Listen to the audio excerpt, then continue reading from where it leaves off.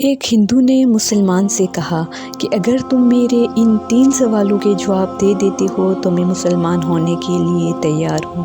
پہلا سوال، اگر دنیا میں سب کچھ اللہ کی مرضی سے ہو رہا ہے تو تم انسانوں کو ذمہ دار کیوں ٹھہراتے ہو؟ سوال نمبر 2 کہ اگر شیطان آگ سے بنا ہے تو پھر اس پر جہنم کی آگ کیسے اثر کرے گی؟ سوال نمبر 3 جب تمہیں اللہ تعالیٰ نظر ہی نہیں آتا تو پھر تم اللہ تعالیٰ کو مانتے کیوں ہو؟ تو مسلمان نے اس کو جواب دینے کے بجائے مٹی کا ڈھیلا اٹھا کر اس ہندو کو دے مارا۔ تو ہندو کو بڑا غصہ آیا۔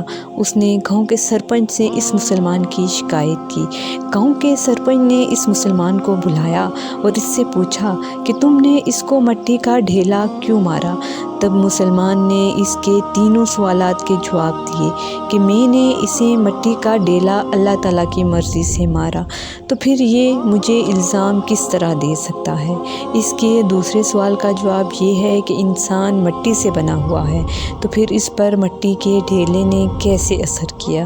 اور اس کے تیسرے سوال کا جواب یہ ہے کہ جب اس کو درد نظر نہیں آتا تو پھر اس نے درد کو محسوس کیسے کیا؟ مسلمان کے یہ تینوں سوالات کے جواب سن کر وہ ہندو فوراً کلمہ پڑھ کر مسلمان ہو گیا۔